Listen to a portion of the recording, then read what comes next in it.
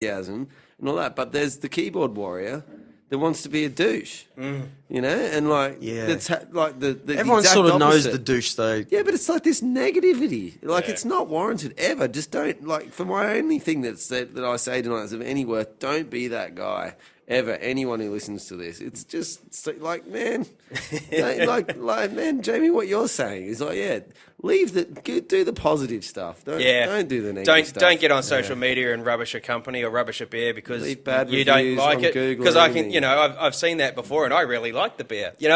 Taste is like anything. Some people enjoy drinking pure blonde 3.5% all day, every day, and they enjoy that. Who am I to rubbish their choice? Yeah, right. But I am going to rubbish the negativity. Oh yeah. Or another Mate, always live positive. Another big thing you see on sort of forums, because there's beer forums, like there's forums and websites for everything.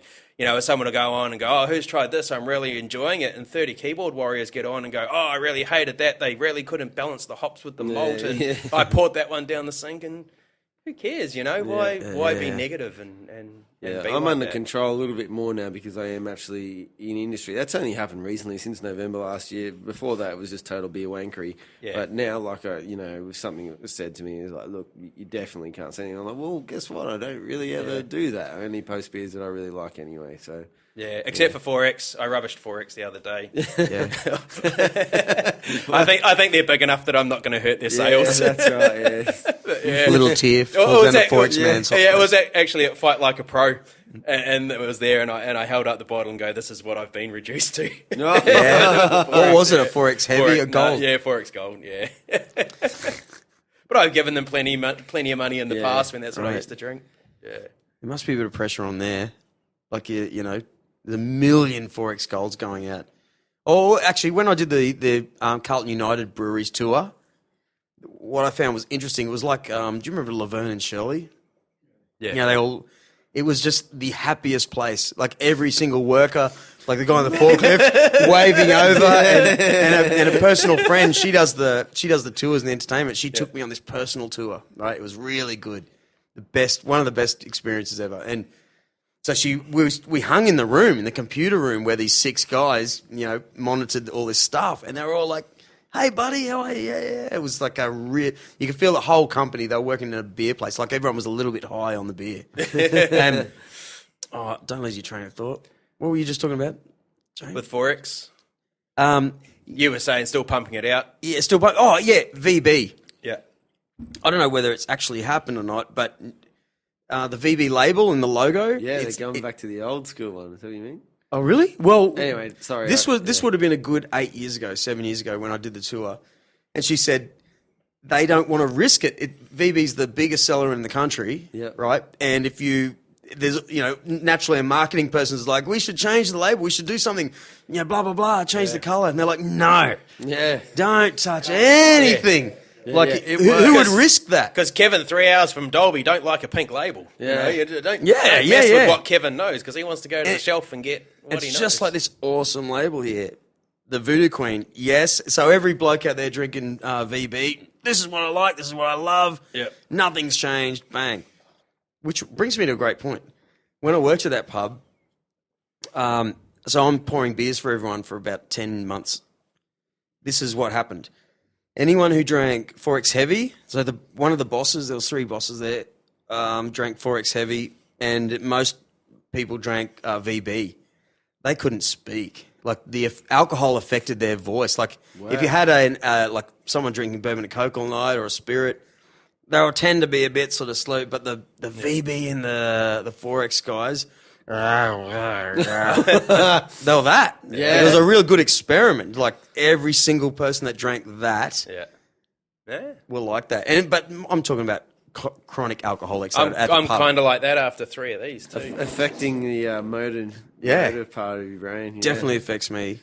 Yeah. That's why I don't drink a lot, because as soon as I start to go, I go, ooh, back up. Yeah. Other people don't have that in them. And they just keep charging. I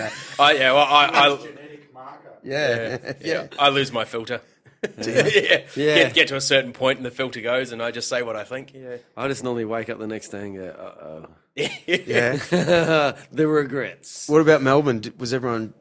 I think there was... When you were at a beer festival in Melbourne last week. Yeah. Did you see any like horrible? I actually on the Saturday night I saw a guy in Gabs because I was working like selling mead. Working what? Yeah, it actually was. Like, we were there promoting. Anyway, I won't go into that, but yes, I've got to sell this meat. And this guy comes up, man. Before my wench comes back. He was at like sell my 6. Probably the session started at 6. Maybe it was 6:30, but like it couldn't have been long after that. And this guy is Saturday given, so he must have been drinking since 8 o'clock in the morning because It's Gabs. he was like eyes rolling around his head, stumbling, barely. I was like, man, I'm not serving this dude. And yeah, and he like fortunately didn't try to get anything, but yeah, there were some horror stories coming outside at Gabs. Like after that session 2 finished on the Saturday night, there was a lot of wastage. Like people passed out in gardens, people having sex in gardens, like vomiting. Stories of people who it was just epic. And it's sort of like... I did nothing on the weekend. But it was awesome. At the same time, it was absolutely awesome. I mean, like... But I mean, it's a community, like the craft beer is a don't community. say anything about negativity. Yeah. But like, honestly, this is all in the best light, man. I mean, far out. It was fantastic, and I wouldn't change it for anything.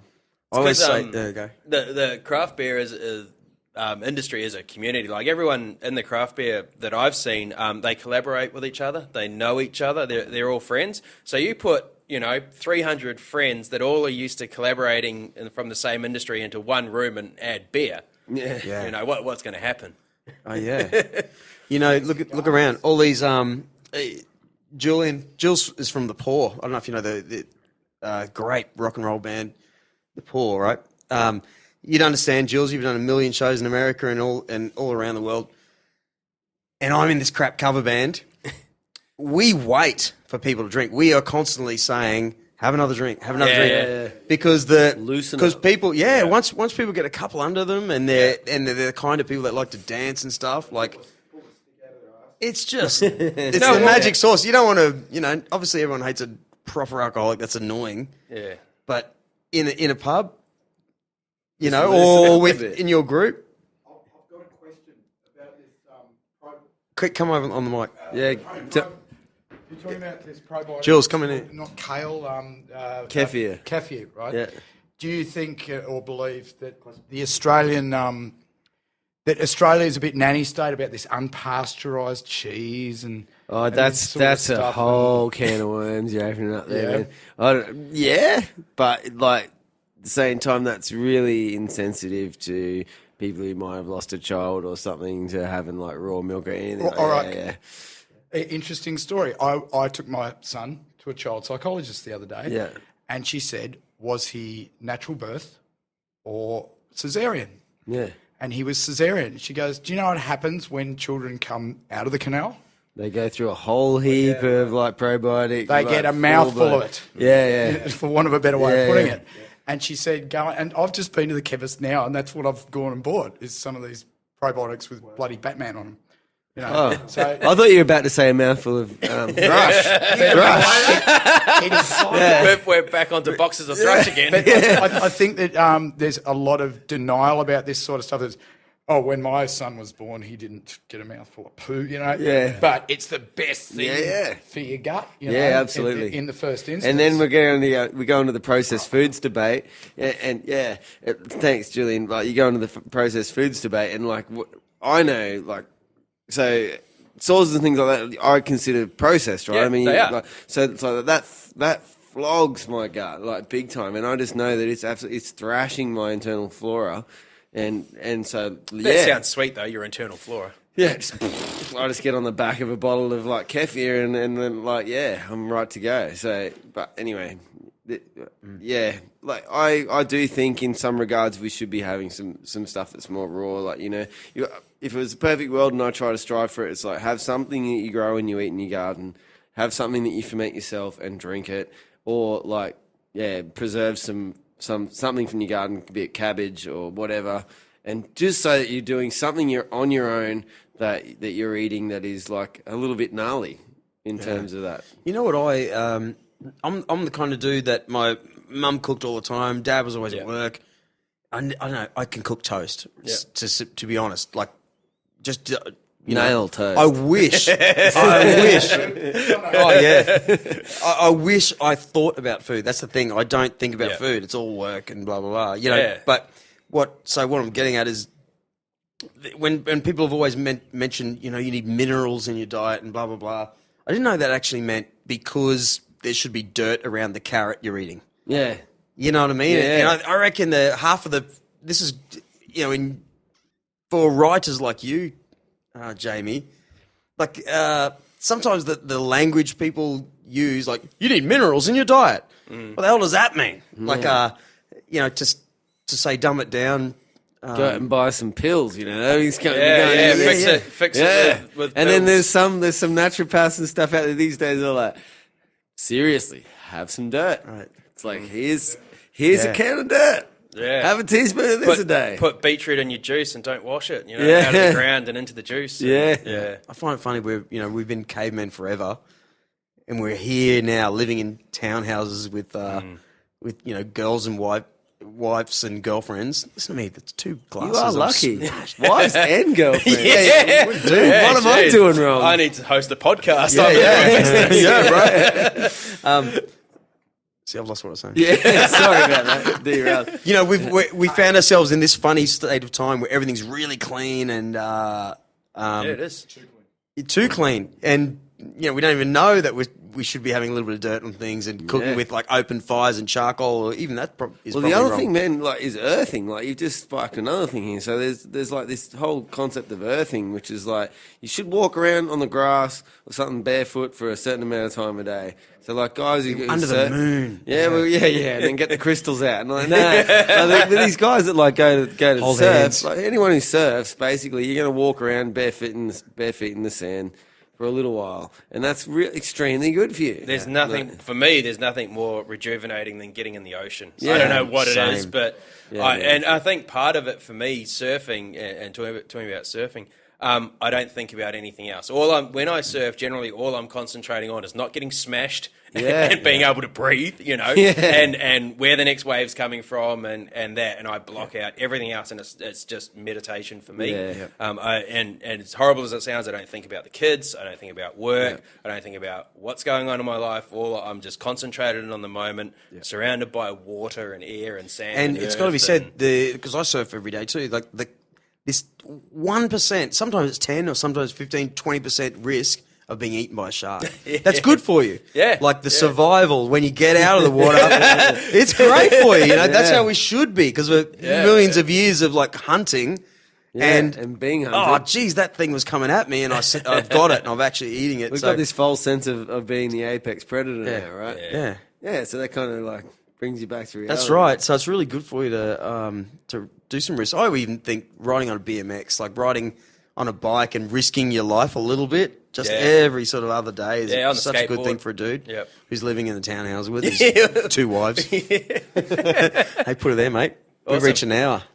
Wow. It's great to meet you. Good on you, Pete. Thanks, Drew. Yeah. Cheers, Jamie. Yeah. Good man. Now- Nice to meet you. I'll be heading out for some of those samples. Oh, yeah, no worries. Plenty there. Plenty there, mate.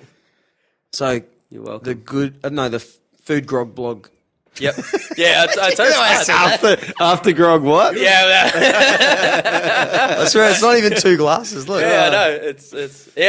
It's hard to say too, because when Who's the piss pot here, honestly? Well, see, I'm not seasoned I haven't like you even guys. touched that. Doesn't matter if it is a beer or not. It's just, I'm too deep. They're gone. Well, I just thought, like, what am I going to talk? What do I want this to be? Or if I'm going to start writing about bullshit or taking photos, it's going to be food, and it's going to be grog, and then I'm going to talk about it. So that, food grog blog. Yeah. So just sort of fell Never out. stop, mate.